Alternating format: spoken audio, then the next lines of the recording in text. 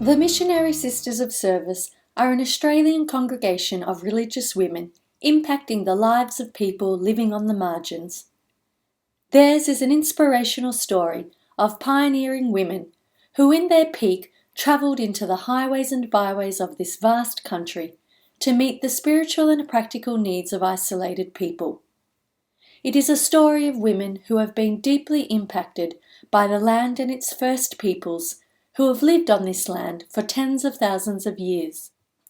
This is a special year for the Missionary Sisters of Service, also known as the MSS, and for the many people who have been touched by their love and friendship. Throughout 2019, the MSS celebrates 75 years of dedicated service and mission. The Missionary Sisters of Service story began in 1933 with a 23-year-old priest from Yea in country Victoria, Father John Wallace. Father John had not long been ordained for the Hobart Archdiocese when he was asked to visit Catholic families living on the isolated island of Bruny off the Tasmanian south coast. While there, Father John met a mother with 4 small children, Mrs. Kit Hawkins, who asked the fledgling priest, "Father, why can't we have sisters to teach our children? Doesn't anyone care about us people in the bush?" This encounter sparked something deep within Father John's heart. Over the ensuing years, a vision formed in his mind of women going into rural and outback areas, seeking out people beyond the reach of the care and support so readily available to others.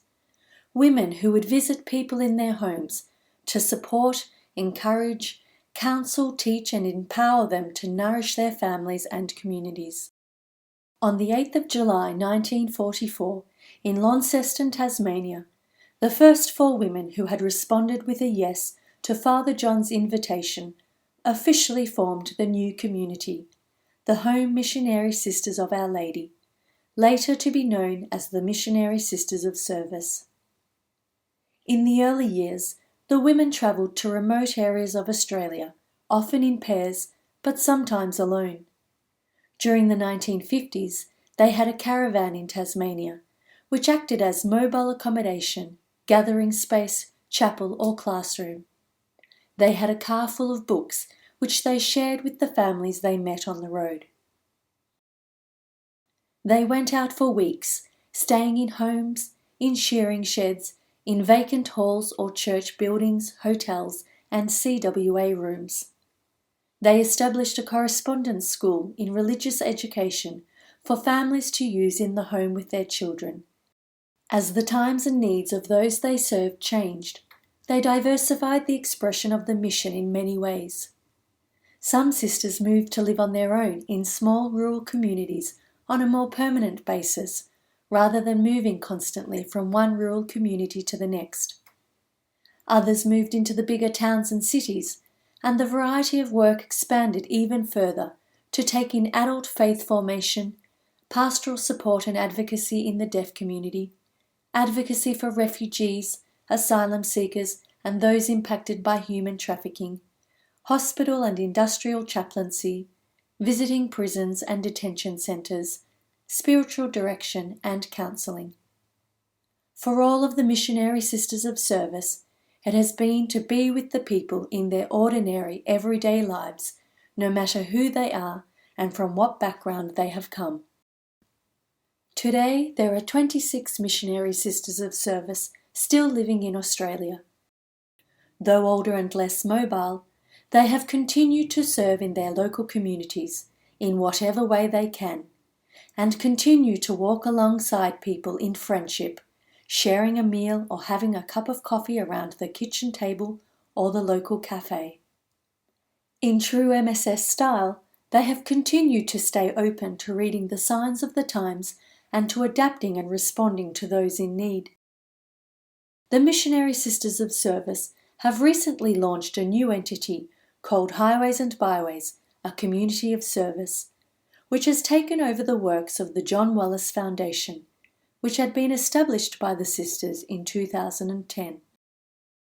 This new entity will progress the Foundation's mission to seek out and fund initiatives that develop the spiritual and human potential of people and communities living on the margins. Already in 2019, 26 grants with a value of $60,000 has been distributed as part of supporting community projects in rural and remote areas. The Highways and Byways entity will enable the mission of the sisters and the work of the Foundation to be put on a more sustainable and long-term basis. The spirit and stories of the Missionary Sisters of Service live on in their commemorative cookbook, Food for the Highways and Byways, celebrating 75 years of the Missionary Sisters of Service. This book celebrates the history and story of being immersed in people's lives right across this nation. This is more than a cookbook.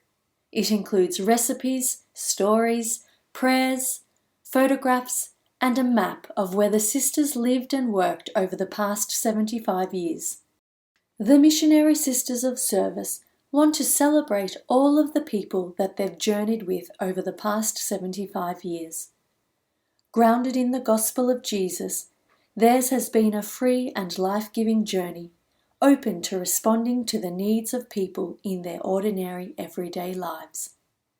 The Missionary Sisters of Service recognize the absolute sacredness of all life and of each of the people they have been with on the journey, and everyone who is gathered here today and beyond. In the blessing words of their founder, Father John Wallace, may Mary's mantle shield you, may the grace of God be yours.